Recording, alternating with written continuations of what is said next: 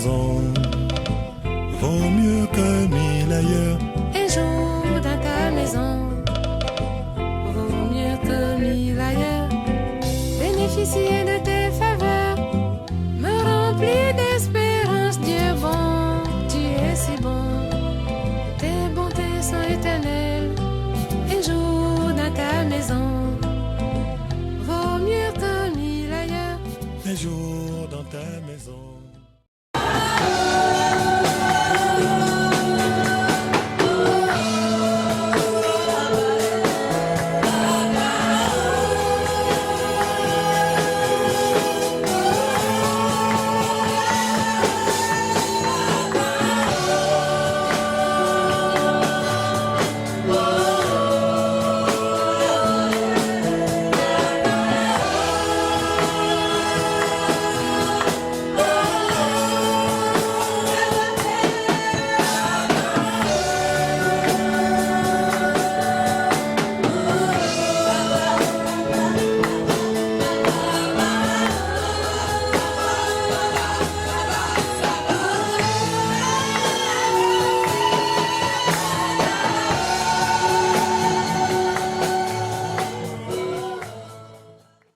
On dit Christ notre habit.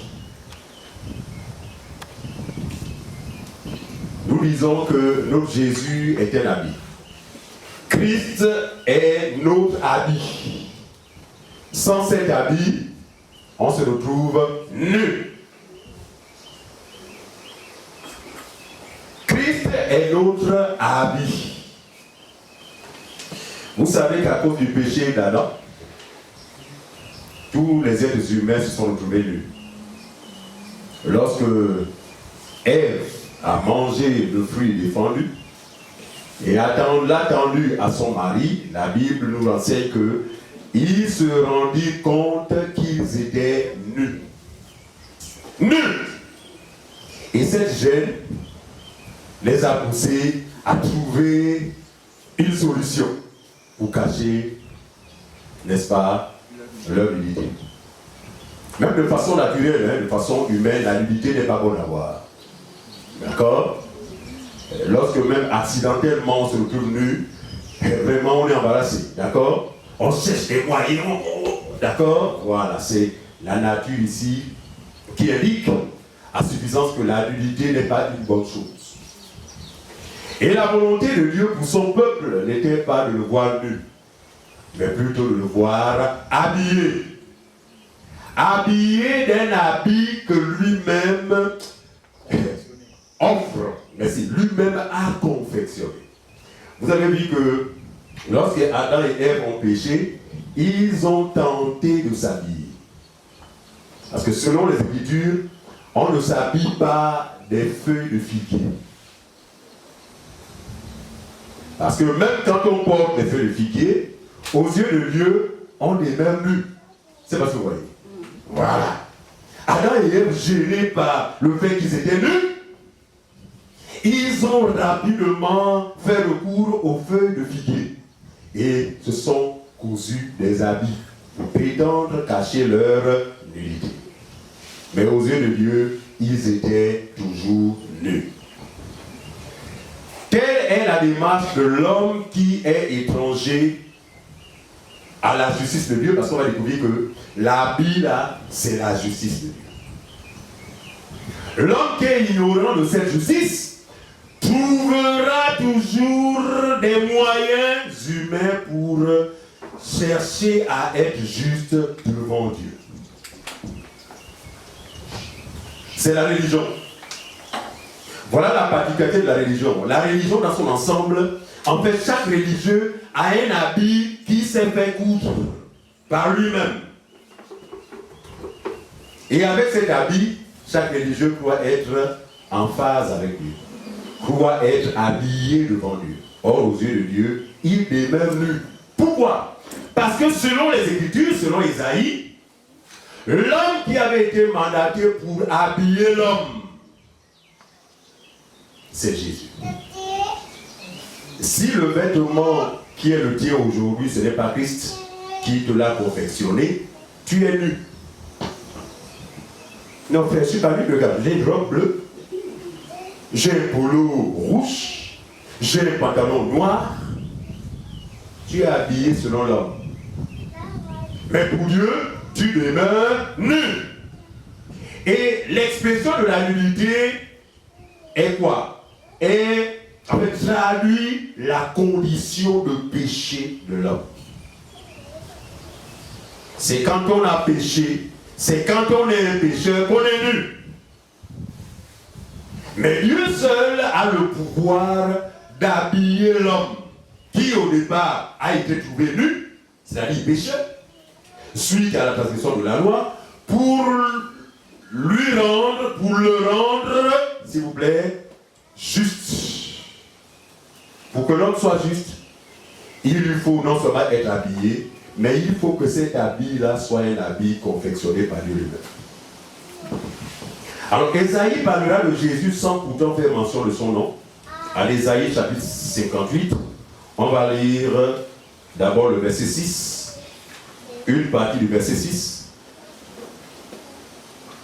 Voici le jeune auquel je prends plaisir, dit Dieu. Dieu dit, voici le jeune auquel je prends plaisir. Ça veut dire qu'avant que Dieu ne donne justement les éléments qui constituent le vrai jeûne, le peuple d'Israël a passé la majeure partie de son temps dans les jeûnes, tentant cacher sa nudité. Je dis, tu veux pas bien.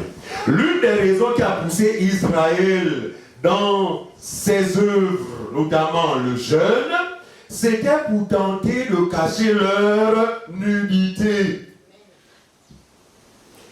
Mais c'était un jeûne auquel Dieu n'a jamais pris plaisir, dans la mesure où, selon le plan de Dieu, la nudité ne pouvait être cachée autrement que par l'habit qui est confectionné par Dieu lui-même. Je ne sais pas si vous comprenez. Donc, la démarche qui a été celle du peuple d'Israël a été vaine dans la mesure où ils ont demeuré des pécheurs. C'est la même démarche dans laquelle se trouvent tous les religieux. Travaux spirituels à gauche, renversement des autels à gauche, à droite, combat spirituel au centre. Vous voyez de quoi je parle, non? Ils sont dans un élan, n'est-ce pas, qui a en fait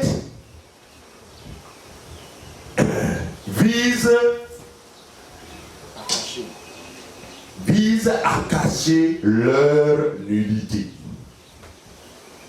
Mais ils n'ont pas connaissance de ce que la nudité là ne peut être cachée par un tissu, ni par des œuvres.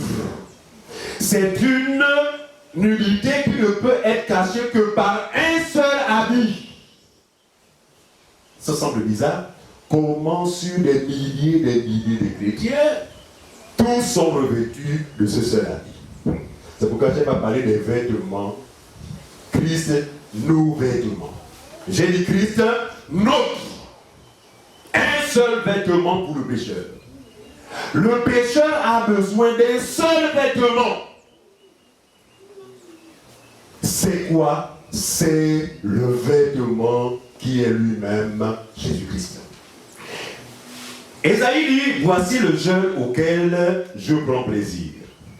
Je ne prends pas plaisir de l'abstinence de vos aliments. Je ne prends pas plaisir de l'abstinence, le fait de ne pas avaler la salive.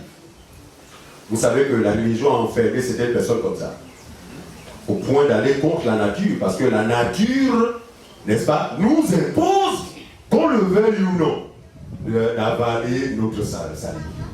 À un moment donné, elle s'accumule dans notre bouche, et puis de façon systématique, et parfois on ne s'en rend même pas compte pendant que nous l'avalons.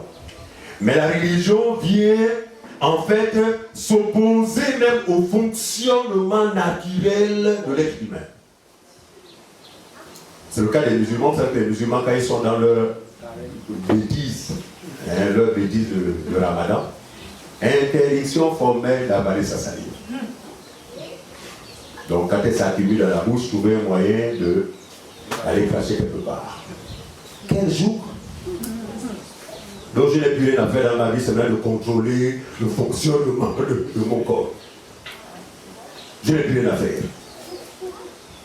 Imaginez la prison dans laquelle ces personnes s'enferment. Tout ça pour chercher à cacher leur nudité. Il y en a qui sont allés plus loin, sacrifier les animaux. Toutes les œuvres religieuses là ne visent qu'un seul but, chercher ou tenter de cacher la nudité. Si déjà le premier homme, dans sa tentative de vouloir cacher sa nudité, a demeuré nu, combien de fois ses descendants? Si un seul instant l'homme pouvait penser comme ça, là, il aurait renoncé simplement à cette façon de faire. Pour s'attendre aux vêtements que nous croyons disponibles jusqu'à présent. Ce vêtement est disponible pour habiller toute personne nue. La grâce nous a été accordée alors que nous étions nus. Nous allions même au travail nus. Il nous arrivait même parfois de nous moquer du fou qui marche nu, ne sachant pas que nous n'étions pas différents du fou. Mais il a plu à Dieu dans sa grâce pour dire, mon fils, je t'appartiens, tu m'appartiens. Par conséquent, il n'est plus question pour toi de continuer à marcher nu. Tu as marché nu pendant toute ta vie, mais le temps est venu où tu dois revêtir le vêtement que je t'ai moi-même confectionné. Il dit, voici le jeûne auquel je prends plaisir. Détache les chaînes de la méchanceté. Premier élément, détache les chaînes de la méchanceté. Deuxième élément, dénoue les liens de la servitude. Troisième élément, renvoie libre les opprimés. Quatrième élément est que l'on rompe toute espèce de joug. Bien aimé, quand vous analysez de façon objective les critères qui consistent dans le vrai jeûne, on se rend bien compte que nous-mêmes déjà opprimés, nous-mêmes dans la servitude, l'homme qui est dans la servitude ne peut rendre libre quelqu'un d'autre. D'accord avec ça? L'homme sur qui repose des jougs ne peut justement décharger un autre de ses jougs. Donc il est clair ici qu'il ne s'agit pas du frère Auguste, ni de moi ici. Il est question ici de la mission que Jésus devait accomplir en faveur des siens. En cela, il a pratiqué le vrai jeûne. Parce que c'est lui qui a détaché les chaînes de la méchanceté. C'est lui qui a dénoué les liens de la servitude. C'est lui qui a renvoyé libre les opprimés. Et d'ailleurs, Ésaïe en parle dans Ésaïe chapitre 61. D'accord? L'Esprit du Seigneur est sur moi parce qu'il m'a oint, n'est-ce pas, pour renvoyer libre les opprimés. C'est ça? Et que l'on rompe toute espèce de joug. Jésus dit quoi? Vous connaîtrez la vérité. Donc ici, ça dit Jésus. Alors je ne veux pas rentrer dans le détail du jeûne parce que je crois que l'église véritable est fixée en ce qui concerne le jeûne. C'est pourquoi le ramadan passe, ça ne nous intéresse pas. Le carême passe, nous ça ne nous intéresse pas parce qu'on a eu la grâce de comprendre. Alors tous ceux qui se livrent à cette pratique, je vous assure, c'est chercher à cacher leur nudité. Alors allons-y au chapitre 7, au verset 7, autant pour moi. Il dit, partage ton pain avec celui qui a faim. Aucun prophète n'a parlé de lui-même.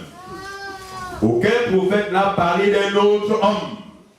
Tous les prophètes suscités par le vrai Dieu depuis l'ancienne alliance ont parlé de la personne de Christ. En effet, c'est Jésus qui allait donner son pain à ceux qui ont faim. C'est pour ça que quelque part, lorsqu'il était sur la terre, il dit, heureux ceux qui ont faim. Et ça, n'est-ce pas? Et il s'allait parler, il dit, je suis le vrai pain qui descend du ciel et qui donne la vie au monde. Dieu le lui avait ordonné, il dit, quand tu vas là, il faut donner le pain, ton pain, à ceux qui ont faim. Il s'allait pas là.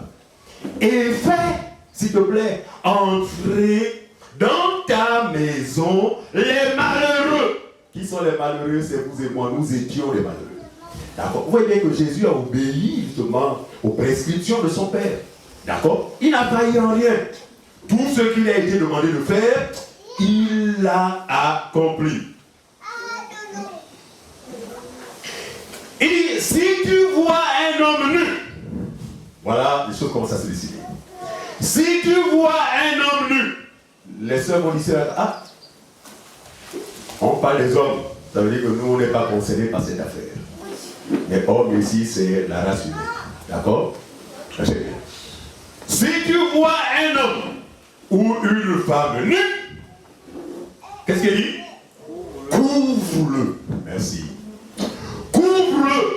Mais qu'est-ce qui peut couvrir la nudité d'un homme ou d'une femme? N'est-ce pas un habit? Oui, c'est un habit. Couvre-le. Dieu a demandé à Jésus que sur la terre, si tu vois un homme nu, couvre-le. Et quand Jésus a regardé, il a vu que tous les êtres humains sont nus.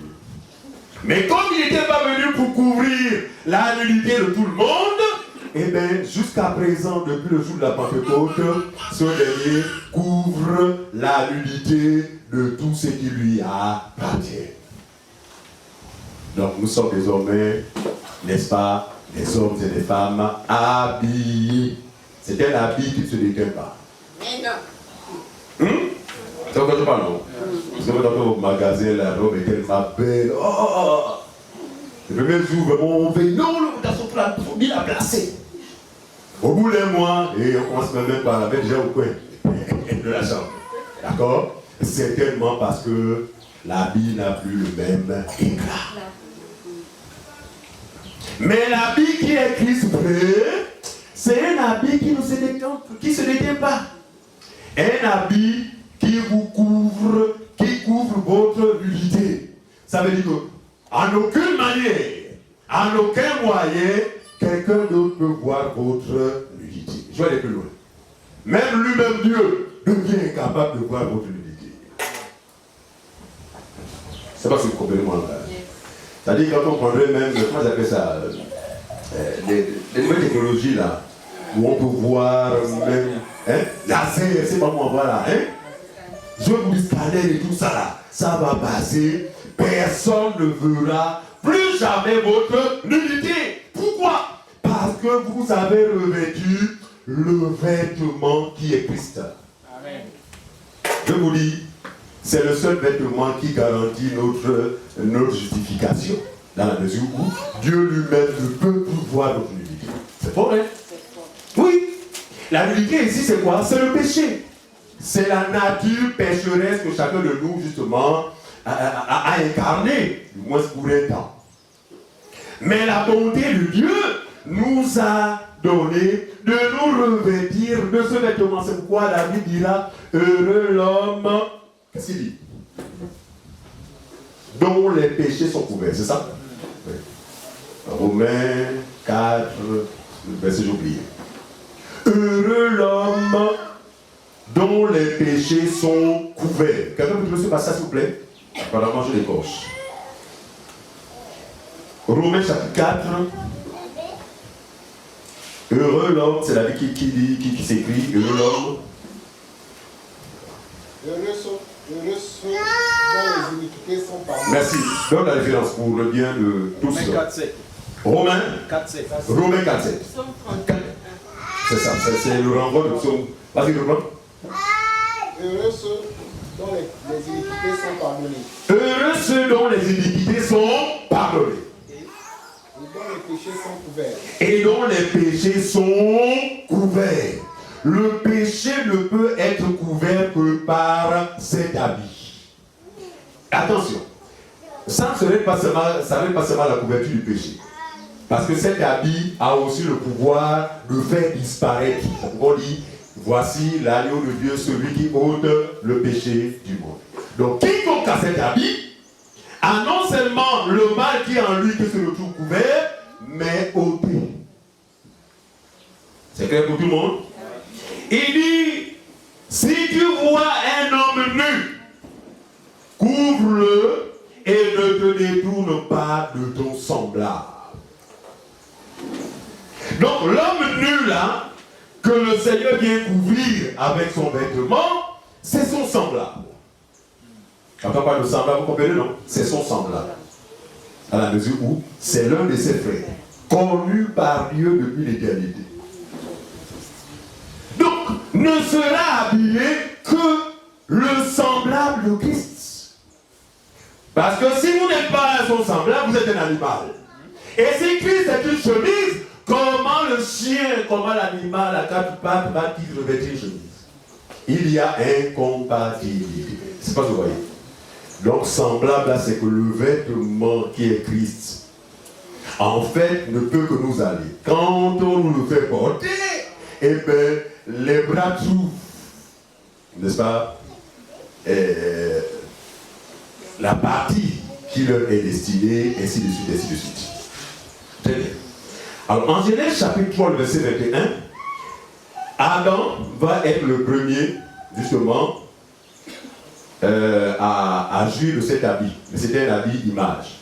En fait, Dieu voulait démontrer que les feux de figuier, n'est-ce pas, confectionnés par Adam et Ève, en réalité n'ont pas réglé le problème. Ils ont libéré lui.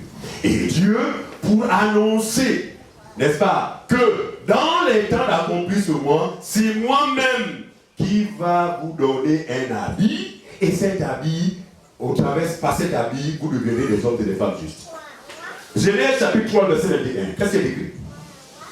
Genèse 3, 21. Genèse 3, verset 21. Oui. L'Éternel Dieu fit à Adam et à sa femme des habits de peau. Merci.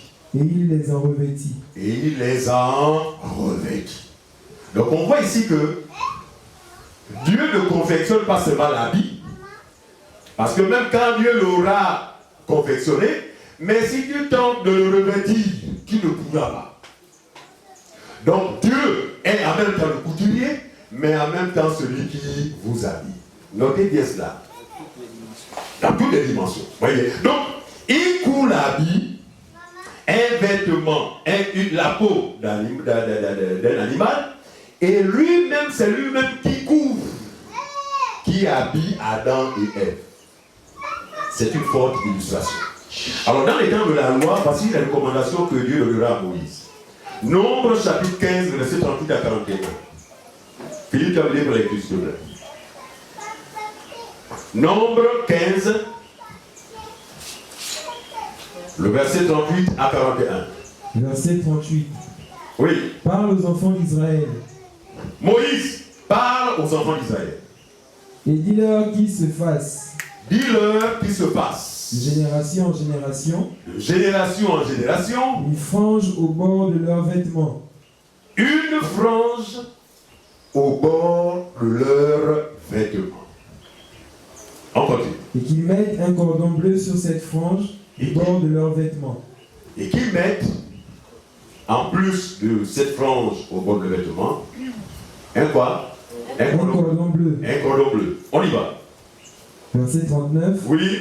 Quand vous aurez cette frange, quand vous auriez cette frange, vous la regarderez. Vous la regarderez. Et vous vous souviendrez de tous les commandements de l'Éternel pour les mettre en pratique. Pour les mettre en pratique. On continue.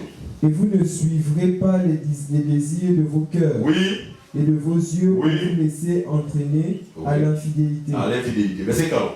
Vous vous souviendrez ainsi de mes commandements. Oui. Vous les mettrez en pratique. Oui. Et vous serez saints pour votre Dieu. Très bien. Verset 41. L'Éternel, votre Dieu, qui vous a fait sortir du pays d'Égypte pour être votre Dieu. Très bien.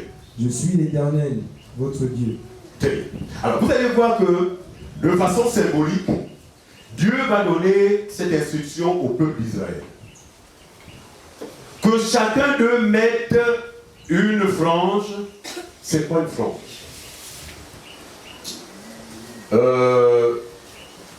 Quelqu'un idée? Ça dit quelque chose qui déborde. C'est ça? C'est quoi une frange? C'est une frange, c'est ça, non? La frange, c'est une frange. C'est vérifié? Oui. Qu'est-ce qu'est le dictionnaire? C'est mieux de regarder le dictionnaire, s'il vous plaît. Parce que frange, c'est un mot français. Frange.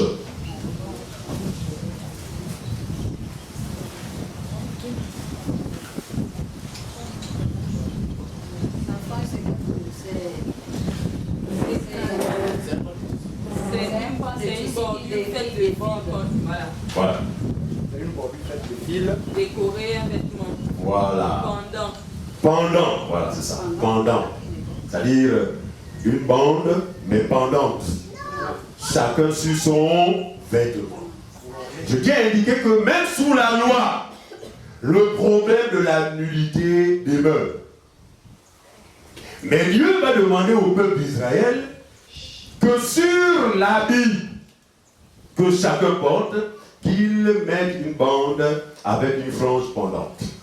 Et un tissu bleu, n'est-ce pas? De telle sorte que, de génération en génération, d'accord, quiconque, tout Israélite qui regarde cette frange et ce cordon bleu, se souviennent des prescriptions de Dieu. En fait, c'est comme pour éveiller leur attention pour ne pas s'éloigner des commandements de Dieu. Il dit, cette frange fera en sorte que vous vous souveniez, c'est ça, verset 40, vous vous souviendrez ainsi de mes commandements, vous les mettrez en pratique en regardant. C'est-à-dire que même s'il n'y a pas un chef religieux qui vient te le rappeler, le fait de regarder ta frange et le cordon bleu, pour toi, tu te rappelles que Dieu a ordonné à ceux que nous mettions en pratique sa parole, que nous devenions saints. C'est ça? Vous vous souviendrez ainsi de mes commandements, donc se souvenir de ces commandements, vous les mettrez en pratique et vous serez saints pour votre Dieu.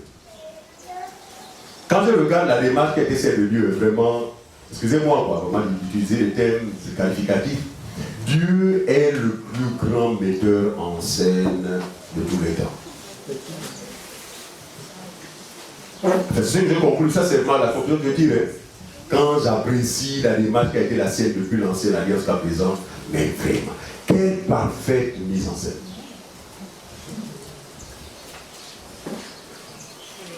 Comment s'attendre à un peuple nu? Comment s'attendre de la part d'un peuple nu d'une sainteté, d'un respect de commandement, etc. Mais Dieu a donné toutes ces prescriptions afin que le peuple de Dieu se retrouve dos contre le mur. C'est vrai, en regardant, ils se souvenaient que Dieu a dit, mais est-ce qu'ils étaient capables d'observer justement la loi, sachant que la loi, il fallait la respecter entièrement. Non, ils s'en souvenaient, Et d'ailleurs, pour eux-mêmes, c'était comme une forme de garantie que, avec cet ornement, avec ce que j'ai là, Dieu a un regard favorable sur ma personne. Mais entre-temps, le problème de la nudité demeure. Alors, Jérémie, en son temps, va prophétiser. Jérémie, chapitre 31, le verset 33. Qu'est-ce qu'il dit? Jérémie 31, 33. Jérémie 31, verset 33. On y va. Mais voici l'alliance que je ferai avec la maison d'Israël. Oui. Après ces jours-là, dit l'Éternel, je mettrai ma loi au-dedans d'eux. Remarquez. Il dit qu'en ces temps-là, je mettrai ma loi au-dedans d'eux. Or, le peuple à qui Dieu a demandé justement de mettre une frange à leur vêtement et le cordon bleu, suivez-moi bien, la loi n'était pas dans leur cœur. Ils observaient la loi de façon extérieure. Est-ce que vous voyez? Très bien. Donc ça veut dire que malgré le fait qu'ils se rappelaient que Dieu nous a donné des commandements et que nous devons être fidèles à ces commandements, ils demeuraient nus. Pourquoi? Parce que c'est dans la nouvelle alliance que Dieu avait prévu, n'est-ce pas, d'habiller l'être humain. Aucun sous l'ancienne alliance n'a été habillé par Dieu d'un habit de justice. Même Adam, c'était un habit qui préfigurait la justice. C'était pas l'habit de justice. Pour preuve, il a demeuré dans le péché. Il a demeuré nu. Mais Jérémie dit, mais voici l'alliance que je ferai avec la maison d'Israël. Après ces jours-là, dit l'Éternel, je mettrai ma loi au-dedans d'eux. Suivez. Au-dedans d'eux. Ça veut dire qu'on n'a plus besoin de France. On n'a plus besoin de cordon bleu pour nous rappeler la loi de Dieu. Regarde. Lorsque nous étions religieux, d'aucuns nous exhortaient toujours d'avoir tous les versets bibliques avec nous. Regardez, nous sommes sans Dieu dans le monde. Donc, nous n'avons pas Dieu. Mais ces gens-là voudraient que nous ayons chacun de nous des versets de la Bible. On pouvait trouver souvent dans certaines voitures, sur table de bord, l'Éternel, ça ne manquait pas, l'Éternel est mon berger. Remarquez, toutes les voitures des religieuses, des religieux, en plupart du temps, c'est toujours l'Éternel est mon berger. Mais quand il colle ce verset-là, je vous assure, c'est pour essayer d'apaiser sa peur. Notamment la peur de faire un accident. Or, l'objectif de Dieu, en donnant la loi, c'était que l'homme vive dans la maison. Qui a fait ça comme moi? Nous tous là, et la peur là. Donc l'homme sans Christ vraiment est très embarrassé. Il n'est pas dans la paix. C'est ça l'effet de figuier. On trouve des moyens qui sont les nôtres, pensant que... D'accord? Alors quel est le verset que l'on trouvait toujours affiché à l'entrée de la porte des soi-disant chrétiens? Oh! Moi et ma maison! Il y avait encore des versets là, souvenez-vous. Merci. Oh, ça. Ça dit que même avant d'aller dormir, on met d'abord devant ce verset là et on le récite, car quelqu'un là, on se dit, voilà, ma nuit est assurée. Attention, il n'y a pas encore le verset, 1000 tombent à ta droite. Tu ne seras. Regardez.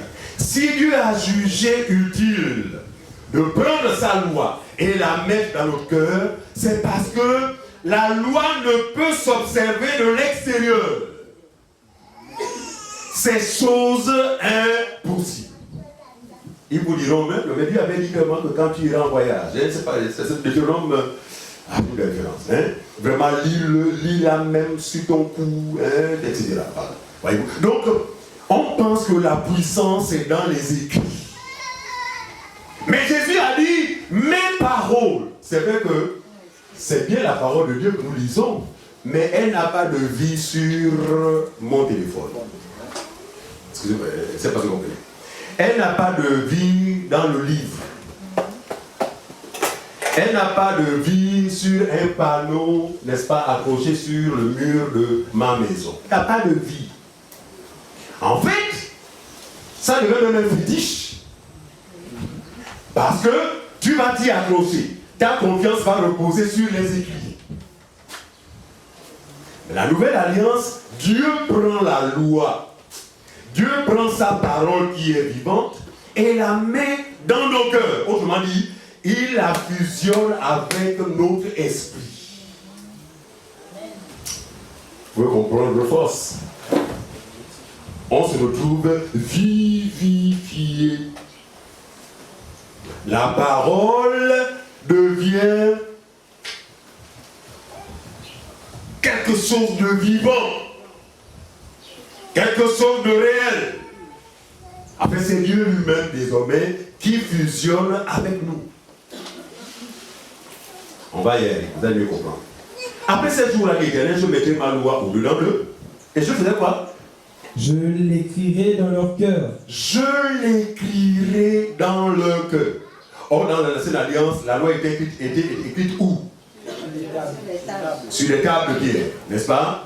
Plus tard, sur des papyrus, voilà. Et vous? Mais il dit, dans ces temps-là, moi-même, je prendrai ma loi, je vais la mettre dans leur esprit et je l'écrirai dans leur cœur. On y va. Et je serai leur Dieu. Je serai leur Dieu. Et ils seront mon peuple. Et ils seront mon peuple. Celui-ci n'enseignera plus son prochain. On s'arrête là. Je serai leur Dieu et ils seront mon peuple. Voici la promesse qui est celle de Dieu. Donc, la nouvelle alliance, on n'a plus besoin d'un habit physique. On n'a plus besoin d'un habit distinctif. Parce que cette recommandation donnait à Dieu de faire la distinction entre son peuple et les peuples. C'est ce que vous voyez. Donc, le signe était extérieur. Et vous allez voir qu'au temps de Jésus, quand il est sur la terre, les pharisiens, dans leur hypocrisie, vont aussi se faire des franges sur les robes. Mais des longues franges. Je vous dis, longues à l'excès, pour chercher toujours à être vu devant les hommes.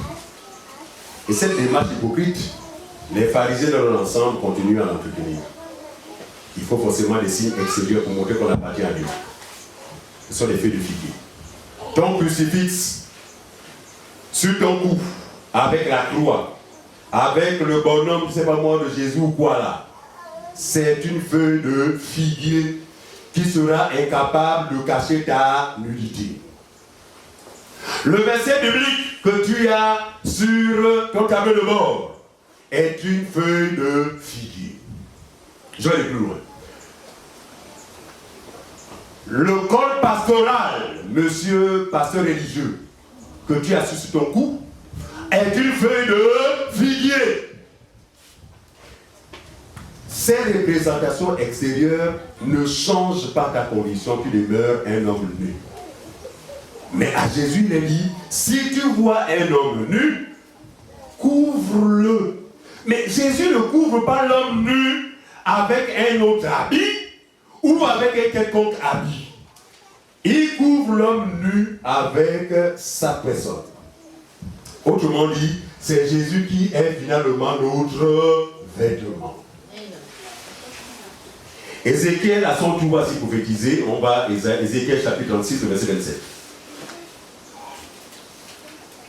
Ézéchiel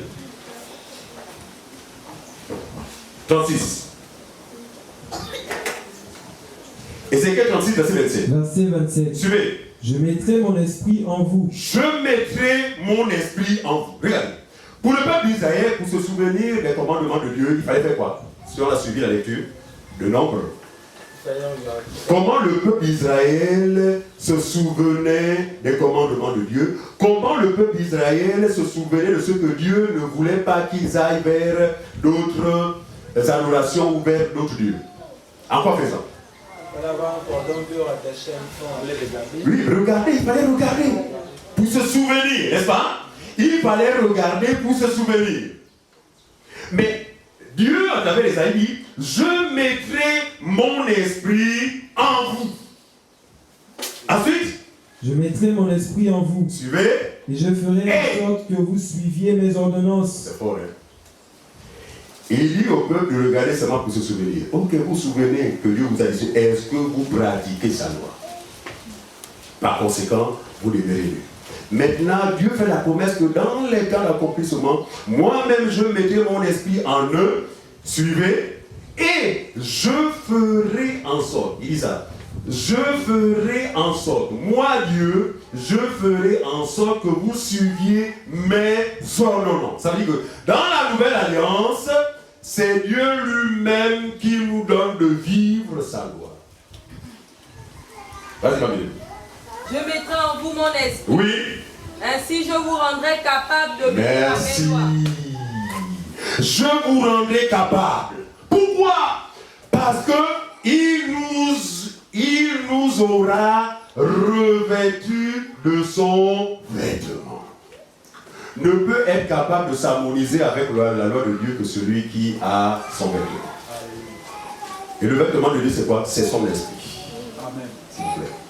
Le vêtement de Dieu, c'est son esprit. C'est pour dire que je mettrai en vous premièrement mon esprit et je ferai en sorte que vous suiviez mes ordonnances et que vous les observiez et pratiquiez mes lois. Donc on n'a plus besoin d'un rappel qui va consister à regarder à une partie de notre habit pour nous souvenir que Dieu nous appelle à vivre sa loi. C'est pas ce que vous comprenez. En Jean chapitre 14, verset 26, s'il vous plaît. Alors notez que pour l'ancienne alliance, le peuple devait regarder à sa frange et au cordon bleu pour se souvenir de la loi de Dieu. Dans la nouvelle alliance, après qu'on ait reçu le Saint-Esprit, avant même qu'on l'ait reçu, Jésus va faire la promesse en disant ceci. Jean 14, 26. Qu'est-ce qu'il dit? Verset 26. Oui.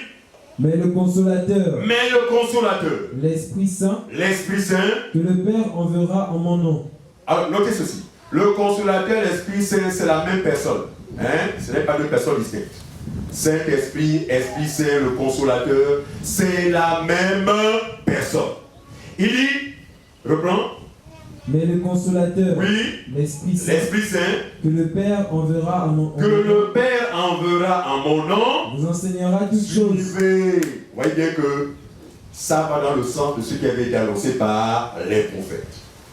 Et lui-même vous enseignera toutes choses. Et vous rappellera tout ce que je vous ai dit. Donc le rappel de la notion de Dieu, le rappel de la parole de Dieu en nous, ne dépend plus d'une affaire, il faut regarder la frange pour s'en souvenir. Maintenant, c'est l'habit que nous avons revêtu qui nous rappelle toutes choses. Remarquez, il y a des moments même où on ne connaît pas le chapitre, le verset. D'accord? Mais la parole remonte dans votre esprit. Ça vous arrive? Oui. Mais il y en a qui se culpabilisent. Oh, vraiment, moi aussi, vraiment, je suis têtu. Et depuis là, je ne savais pas mémoriser. Donc, ne vous culpabilisez pas. Regardez, l'organisation de la Bible, hein, en chapitre, en verset, ça c'est l'œuvre humaine. D'accord? Oui. Ben, souvent, nous nous efforçons à être un peu habiles. Pourquoi? Parce qu'on est souvent face à des personnes qui nous montrent le verset. C'est là où on est perdu. Hein? La plupart du temps, c'est ça. Mais, rassurez-vous, ce que nous sortons, c'est vraiment la parole de Dieu. Mais comme l'homme animal, lui, veut voir ce qui est écrit, mon frère, montre-moi le verset là. Voilà la raison qui me donne un peu parfois aussi de se faire un peu de violence. Il faut que je me tienne un peu. Hein? Voilà. Mais ça n'a pas d'importance, ça n'a aucun impact dans notre foi chrétienne. D'accord? Alors, si effectivement il y a cette action intérieure de la parole de Dieu en vous, rassurez-vous, vous êtes une femme désormais habillée. Vous êtes un homme désormais habillé. Regardez. Souvent même quand vous êtes face aux injustices, face à la dépravation des mœurs, c'est la parole du monde, non? Pourquoi? Parce que votre nature est désormais incompatible avec la façon dont le monde vit. Il y a une parole qui le montre. Pourquoi? Parce que lui-même a promis nous rappeler, d'abord nous enseigner et nous rappeler tout ce que Jésus nous a dit. Alors, ne peut être revêtu ou est revêtu du Saint-Esprit que celui qui a eu la grâce de croire à l'évangile de la vérité et qui a eu pour conséquence le don du Saint-Esprit. En un mot, quiconque a reçu le Saint-Esprit n'est plus un homme ou une femme nue. Mais quiconque n'a pas le Saint-Esprit demeure nu, même si c'était un roi de la terre. Même si c'était un roi de la terre, c'est un homme, c'est une femme nue. Pourquoi? Parce qu'elle n'a jamais reçu l'habit de justification. Colossiens chapitre 3, le verset 9 à 10.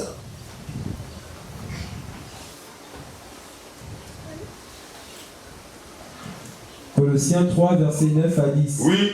Ne mentez pas les uns aux autres. Ne mentez pas les uns aux autres. Vous étant dépouillés du vieil homme et de ses œuvres. Vous étant dépouillés du vieil homme et de ses œuvres. Ici, le vieil homme, c'est l'ancienne nature qui était la nôtre, d'accord? Cette nature pécheresse, je veux dire notre nudité. D'accord? Il dit vous étant dépouillés. Parce que Dieu, ce qu'il a fait, c'est d'abord de nous déshabiller du faux habit.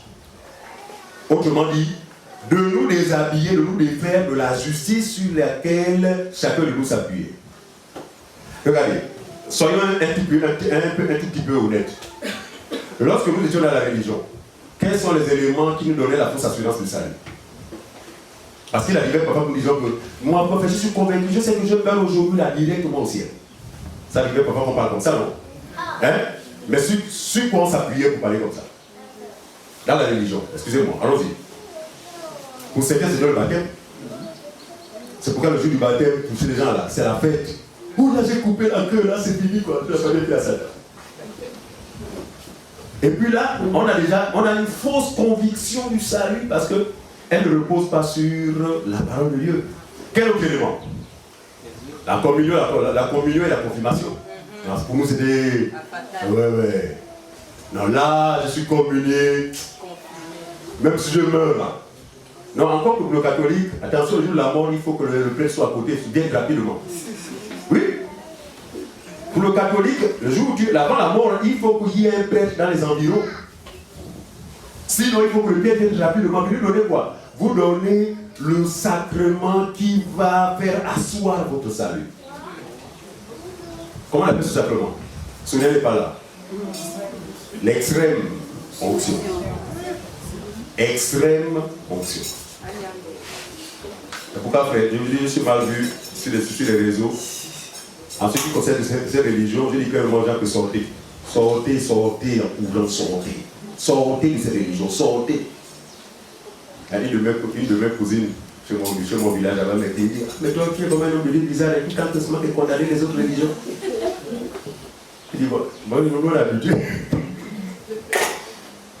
Parce que le bateau depuis des années, porte de fruits. Oui, il y en a, je vous assure, qui, à un moment donné, parce que nous faisons, se remettent parfois en cause. D'accord, selon le plan de Dieu, il y en a qui finissent par trouver la voie du Seigneur. Bref. Non, on ne va jamais se fatiguer. Ça, c'est jusqu'à ce que nous quittions ce monde. On va toujours parler. Non, ça là, personne ne peut nous lâcher. Donc, ne vous mentez point les uns les autres en étant dépouillés du vieil homme et ses œuvres. Et ayant revêtu l'homme nouveau. Ayant revêtu l'homme nouveau. Qui se renouvelle. Dans la connaissance selon l'image de celui qui l'a créé. Selon l'image de celui qui l'a créé. Donc la nouvelle nature que nous avons de Christ se renouvelle. Dans quoi? Dans la connaissance. Vous allez voir que c'est une nouvelle nature qui est toujours à l'affût de la connaissance. En fait, on aime la connaissance. On se plaît à la vérité. Voyez-vous, sans cela que notre homme intérieur se renouvelle jour après jour. Alors, Galates chapitre 3, verset 27, c'est la totale va nous dire clairement ce qui s'est passé. Galates chapitre 3, le verset 27. Qu'est-ce qu'il dit? Verset 27. Oui. Vous tous qui avez été baptisés en Christ, oui, vous avez revêtu Christ. Voilà un passage qui a trompé les religieux. Parce que quand on parle de baptême, là, ils ont vu le baptême d'eau. C'est ce qui fait leur joie. Oh, enfin, mon Dieu, je suis sauvé. Parce que monsieur ou madame est sorti des eaux. Non, ici, il n'est pas question du baptême d'eau. Il dit, vous tous qui avez été baptisés en Christ, autrement dit, vous tous qui avez eu part, n'est-ce pas, au baptême de l'esprit, parce que c'est ça le vêtement, vous avez fait quoi? Mais c'est écrit, on a fait quoi? Revêtu Christ. Donc si quelqu'un a été baptisé du Saint-Esprit, a reçu le Saint-Esprit, cette personne a revêtu. Donc on voit que Christ est un vêtement. Il a revêtu Christ. Alors regardez, c'est un vêtement déterminant. Parce que notre enlèvement en dépend.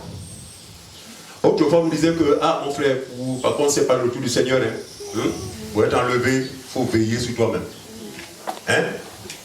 Donc, à tel point que quand on avait souvenir qu'on avait, par exemple, insulté quelqu'un, on demandait vite rapidement pardon. Après, on évoque le sang, parce qu'on se dit que, Jésus peut arriver à n'importe quel moment, et s'il vient un peu comme ça, avec la colère, je vais rater l'enlèvement. Je dis qu'on nous a fait dormir avec un mensonge pendant des années, au point où nous avons cru que notre enlèvement allait être fonction de notre bonne conduite. De nos œuvres. J'ai un cousin qui, alors qu'il travaillait dans une petite société, je ne sais pas si j'avais partagé ça avec vous ici, avait volé les bureaux, c'était un bureau de la société. Il Il a ménagé chez lui, il a aménagé, il a fait son petit business avec le matériel et immobilier de son lieu de travail. Et puis est arrivée sa conversion aux églises de réveil. Et là-bas, la doctrine phare, c'était la restitution. Ouais. C'était la doctrine phare. Là-bas, tant que tu n'as pas fait la restitution, là, tu n'es pas sauvé. Et donc, les gens étaient dans cette culpabilité-là. Et voulant être enlevés, parce qu'on vous disait que si vous ne faites pas la restitution, quand Jésus reviendra, vous ne pourrez pas être enlevés parce que ces choses vont constituer des boulets pesants, vont vous empêcher de compter. Oh, on a compté choses comme ça. C'est terrible. Et donc ça vous embarrassait. Donc il fallait, à un moment donné, rentrer en soi-même pour voir est-ce que je ne détiens pas dans ma maison quelque chose qui ne m'appartient pas que je devais voler. Et si je m'en aperçois, la conduite à tenir, c'est de prendre cet objet, s'il vous plaît, d'aller.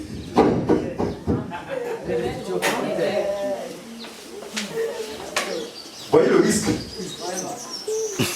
Déjà, ça fait mal au propriétaire, celui à qui tu as volé. Et puis, c'est toi qui reviens encore. Bon, pour certains, ils vont dire, ah, ça, j'avais vu ça, je te pardonne. L'autre, mon ami, et bien, c'est l'occasion qui monte. Il n'y avait pas que ça. Tu as commis adultère avec la femme de quelqu'un. Il fallait aller. Il pouvait, il connaît cette doctrine-là. Deeper Life enseigne cette doctrine-là. Communauté internationale, c'est pas moi, CMCI. Voilà. Eux, ils ne s'amusent pas avec ça. Tu as commis adultère avec la femme de quelqu'un. Il te faut aller vers ce monsieur pour lui dire j'ai été incapable.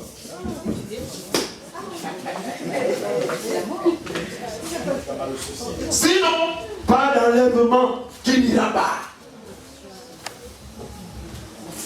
Et comme dit Jésus, aux pharisiens, il dit ils mettent des fardeaux pesants sur le frère. Des fardeaux que eux-mêmes ne peuvent remuer du doigt. Parce que ceux qui effectivement vous incitent à le faire, comme il était bien, eux aussi ont fait ça, mais ils sont allés vers les maris de ces personnes pour aller avouer leur forfait. Mais ils vous envoient. Et vous savez qu'en général, ce genre de cas, ça ne se passe pas bien. Hein? C'est pourquoi Jésus est venu simplifier les choses. Parce qu'il n'ignore rien de ce qu'est l'homme. Il n'est pas étonné par les adultères des êtres humains. S'il vous plaît. Il n'est pas étonné par les vols de l'être humain. Il n'est pas étonné par le mal qui est dans l'être humain. Mais il est venu à cet effet parce qu'il dit que c'est pour les malades qu'il est venu. Mais pourquoi on veut faire comme si on pouvait guérir par nous-mêmes? Et quand on va restituer ce qu'on a pris là, on a une fausse expérience du salut. On se dit, là, enfin, je me sens maintenant léger, on parlait comme ça.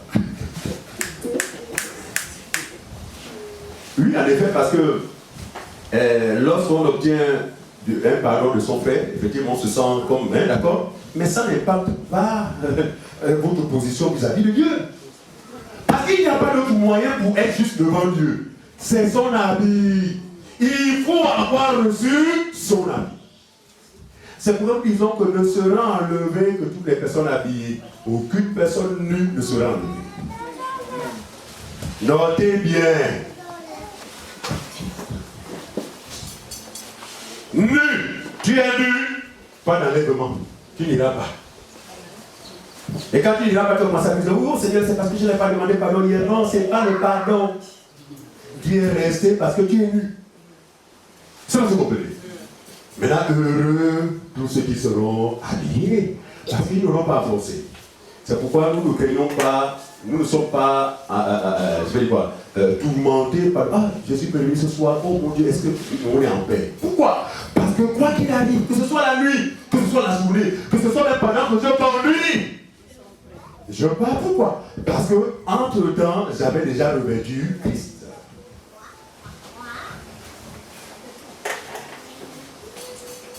Et il y en a qui, dans cette institution, ont pris des coups de poing. Pourtant, l'acte semble être salutaire. Tu m'as volé un appareil comme ça pendant 2 ans, 3 ans, et puis bon, tu lui mets mon bric, ah, François, c'est bon. Pourtant, c'est salutaire. Ah bon? Et souvent, même la personne là a déjà subi plusieurs cas de vol comme ça. Tout va retomber sur toi. Toi, c'était seulement l'appareil. Il va dire, mais ma télé en 1907 avait disparu, donc c'est toi. Mais regardez dans quel embarras les chefs religieux mettent les gens. Je vous assure, dans cette secte, la CNCI là, mon épouse et moi, y étions. Mais par rapport à mon épouse, c'est moi qui suis très lancé dans ça. Ma femme, ça dit qu'elle exerçait du discernement, bien qu'elle ait un parti comme dit, la religion là, vraiment, il y a tout le contraire. D'abord, les jeunes là-bas, c'était comme on les buvait comme de l'eau. Hein, là-bas, les jeunes, mon ami, c'est versé. Les 30 jours, les 40 jours. On est arrivé à un moment donné, même on demandait de prier pour chaque partie du corps de notre leader. Ouais. Moi, je m'engage pour ses oreilles. Pour que ses oreilles soient en bonne santé. Donc, je m'investis dans le jeûne de la prière. D'accord? Un frère s'engage pour ses orgueils. Oui, c'était ça.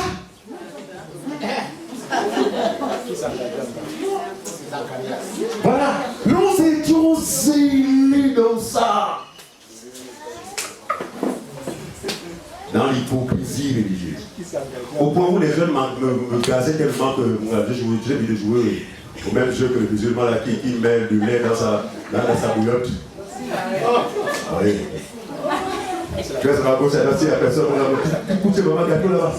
Parce que ça devenait cassant.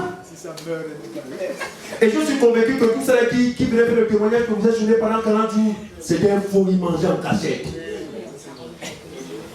Parce qu'on avait cette affaire de faux jeunes là, on avait aussi des affaires de retraite spirituelle. Vous avez appris mon histoire, non? Retraite qu'on t'impose. Un leader te dit non, Dieu m'a parlé, il m'a dit qu'il a des choses à te dire, il va en retraite. Et comme là-bas c'est la soumission, oh, aveugle. Soumission, c'est donc. Et le leader n'en est pas, si vous voulez, et chaque idée, de ce dont je parle. Chaque membre a ses côtés un faiseur de disciples. Moi j'ai été faiseur de disciples de plusieurs là-bas. J'ai même été le faiseur de disciples d'Anger. Je ne sais pas si vous connaissez le Combénion le blanc. Hein, voilà, ben, Émilie. Et là c'est Émilie, ça a vraiment entraîné toujours Émilie. Émilie était toujours avec nous. Ouais. Donc, mon faiseur de disciples me dit que là, Dieu m'a dit qu'il faut que tu aies en retraite. Retraite, c'est de quoi ça, mon Dieu, il faut aller chercher Dieu. Et là, il faut rentrer avec un cahier pour noter tout ce que Dieu te dit. Et la chambre de retraite dans laquelle je vais passer ma retraite, elle est climatisée. Maman. J'avais tellement découvert la fausseté, c'est-à-dire qu'on va jouer à la faux. Ouais. Donc, je me rentre avec un cahier, je vais dormir dans la chambre. Viens! Ben, ce n'est pas qu'il faut comprendre, Dieu m'a dit que voilà. C'est compliqué. Et c'est dans ça que la religion vit malheureusement.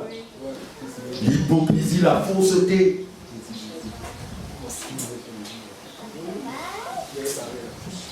Tout ça parce qu'on cherche à cacher notre nudité.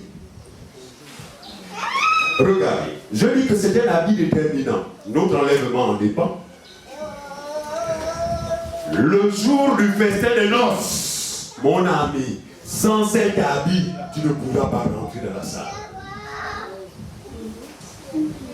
Regardez, Jésus, écoutez, Isaïe va parler de cet habit de cette manière. Et notamment de l'événement majeur. Isaïe 25, verset 6, on y va. Isaïe 25, verset 6. Et toi, si tu as fait des retraites, on y va. Oui. Ah, ok, tous les là. Isaïe 25 au verset 6. Non, c'était Jésus. Frère, va lever sa voix. Seigneur, tu es vraiment magnifique. Ah non. Je dis que nous étions devenus des vrais. Non pas robots, mais quand on a des acteurs, c'est-à-dire des cinéastes. On tournait des films. Parce que tout ce que l'on faisait n'avait rien à voir avec la réalité. Rien à voir avec la réalité de chacun. En fait, là-bas, c'est quoi? Il faut chercher à paraître juste devant les autres. Bien aimé, que tous ceux qui forniquent demandent pardon à Dieu maintenant. Quand je m'appelle là, oh Seigneur,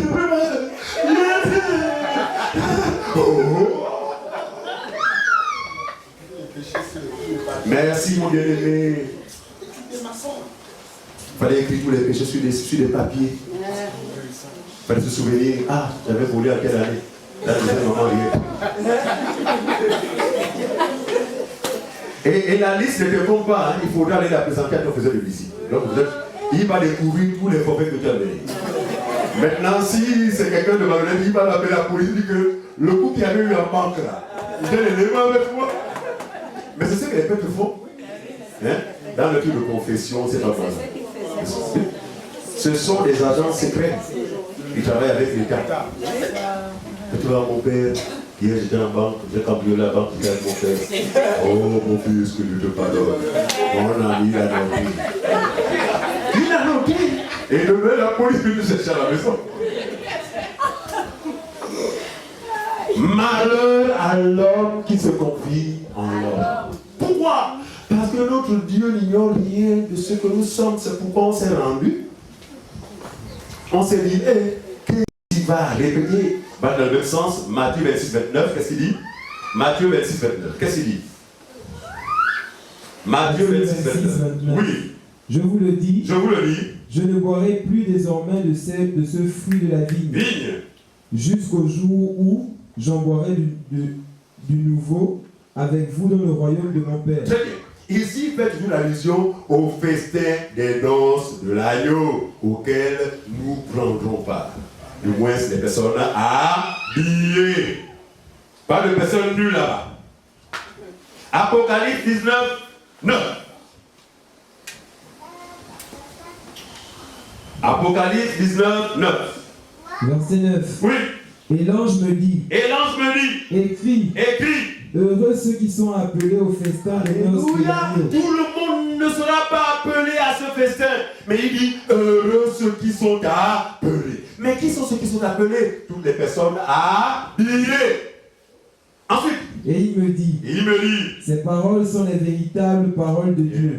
Mais Dieu ne ment pas. Le festin des noces de l'agneau aura bel et bien lieu. C'est pourquoi Esaïe a parlé, a prophétisé sur ce sujet. Jésus aussi a encore reparlé. Ici, Jean, dans la révélation, il dit que c'est certain, le festin des noces de l'agneau aura bel et bien lieu. Alors, Matthieu 22, on va terminer la session. Matthieu 22, le verset 1 à 14. Matthieu chapitre 1, le verset 1. Matthieu 22, 1 à 14. Matthieu 22, verset 1 à 14. Oui, suivez.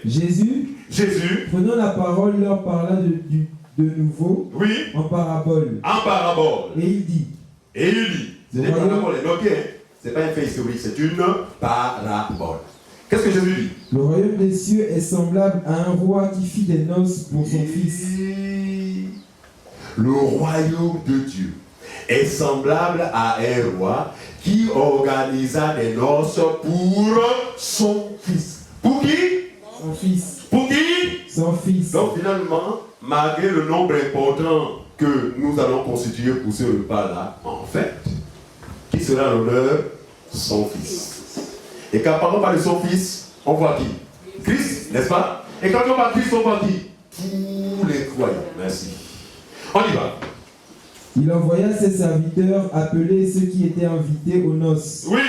Mais ils ne voulurent pas venir. Très bien. Donc, il envoie ses serviteurs appeler les personnes qu'il avait invitées aux noces. Qui sont ces personnes qu'il avait invitées aux noces? C'est le peuple d'Israël. Elle est venue chez les siens, mais les siens ne l'ont pas reçue. Ensuite, il a envoyé encore d'autres serviteurs en disant, dites aux conviés. Dites aux personnes que moi-même j'ai choisies, que j'ai conviées, mon peuple. Voici, j'ai préparé mon festin. Oui. Mes bœufs et mes bêtes grasses sont tués. Sont déjà tués. Tout est prêt. Tout est prêt. Venez aux noces. Venez aux noces. Verset 5. Mais, sans s'inquiéter de l'invitation. Sans s'inquiéter de l'invitation. Ils s'en allèrent. Ils s'en allèrent. Celui-ci a son champ. Oui. Celui-là a son trafic. Ah, j'ai pas le temps. Mais voici le billet, le roi t'invite. Ah, je dois donner l'invitation. Hier, ça veut dire une semaine, je suis pas dans l'invitation. Donc, chacun a décliné, n'est-ce pas, l'invitation du roi. En fait, ici, c'est une parabole, mais il s'adressait à son peuple Israël. Israël a brillé par son endurcissement. Donc, il dit là-bas, ah, moi, il faut que j'aille faire mes affaires. Ensuite, verset 6. Et les autres se saisirent des serviteurs, Oui. les outragèrent et les tuèrent. Ici, il fait allusion à toutes ces personnes-là que Dieu a déployées vers son peuple, qui ont été rejetés, notamment les prophètes. Et parmi eux, il y en a qui ont même été tués par le peuple d'Israël. C'est eux qui parlent ici. Là. Ensuite, le roi fut irrité. Le roi fut fâché. Il envoya ses troupes, fit périr ses meurtriers. Et il fit périr tous ces meurtriers et brûla leur ville. Très bien. Alors il dit à ses serviteurs, oui, les noces sont prêtes. Regardez. Ensuite, mais les conviés n'en étaient pas dignes. Ensuite, allez donc dans les carrefours. Merci, regardez. Elle est venue chez les siens, Israël. Les siens ne l'ont pas reçu. Mais à ceux qui l'ont reçu, à ceux qui croient en son nom, elle a donné quoi? Le pouvoir de devenir enfant. Donc, regardez la démarche qu'a dit Saint-Pierre. L'invitation est premièrement adressée à son peuple, Israël. Le peuple n'a pas répondu favorablement à cette invitation. Le Seigneur s'est limité. Mais, puisqu'on avait tué les bœufs, tout était déjà prêt. Allait-il gaspiller tout cet investissement? Non, il dit cette fois au même serviteur que allez cette fois. Allez donc dans les carrefours. Voilà. Donc, et maintenant, tout ce que vous trouverez. Allez donc dans les carrefours. Qui ont tout dans les carrefours? Il ne dit pas aller dans les maisons, mais aller dans les carrefours. Quand on vous gagne des gens dans les carrefours, quelqu'un qui passe dans les carrefours, c'est un c'est sans-abri, c'est un mendiant, c'est quelqu'un qui souffre, qui est dans le besoin. Donc, nous sommes ces personnes qui vivions dans les carrefours. Les païens, les nations, c'est nous. Allez donc dans les carrefours. Ensuite, faites quoi? Et appelez aux noces tout ce que vous trouverez. Alléluia. Appelez aux noces, à ce festin-là, toutes les personnes que vous trouverez dans les carrefours. Ensuite, ses serviteurs allèrent dans les chemins. Dans les chemins. Rassemblèrent tous ceux qu'ils trouvèrent. Oui. Méchants et bons. Méchants et bons. Et la salle des noces fut pleine de convives. Le roi entra pour voir ceux qui étaient à table. Et il aperçut là un homme qui n'avait pas revêtu un habit de noces. Ah! Dans la salle fut comble, remplie d'invités. Je vous dis, toute la salle était remplie en majorité que par les païens, déjà des nations. Alors, avant que les hostilités ne soient lancées, le roi va passer au peigne fin chaque invité. J'imagine, si on faisait partie des invités, je serais vraiment assis avec mes amis, mal habillé, avec des odeurs bizarres, parce qu'on m'a trouvé dans un carrefour. Parce qu'il est venu, non pas pour les personnes bonnes, mais pour les personnes mauvaises. Donc, la salle était archi comme de personnes mauvaises. Mais attention, tous avaient en commun un habit de noces.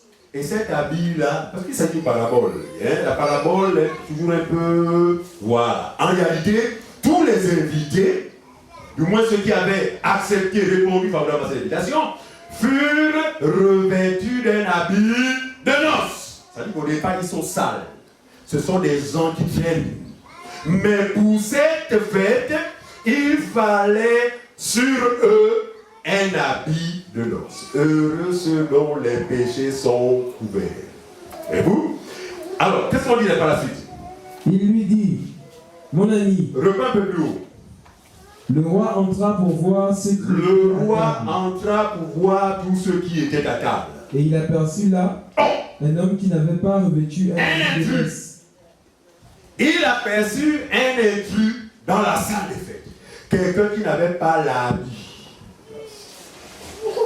Et qu'est-ce qu'il dit? Quelle a été sa réaction? Il lui dit, Il lui dit, mon ami, comment es-tu entré ici sans avoir comment tu as fait pour rentrer ici sans avoir l'habit des noces?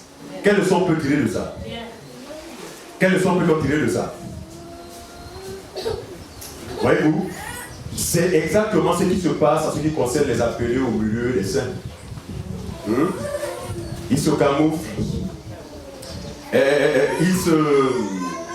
Ils se glissent au milieu de nous, donnant l'impression qu'ils sont les nôtres, mais ils ne le sont pas. Ceux qui ne savent pas, c'est qu'ils vont tromper les hommes, mais Dieu connaît ceux qui ont son habit. Parce que l'habit qui est Christ n'est pas visible. Même si tu viens avec les bijoux là,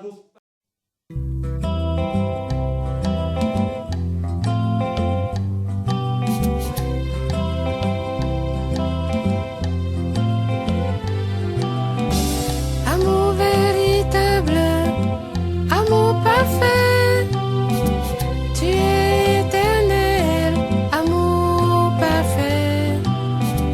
Amour véritable, amour parfait, tu es éternel, amour parfait.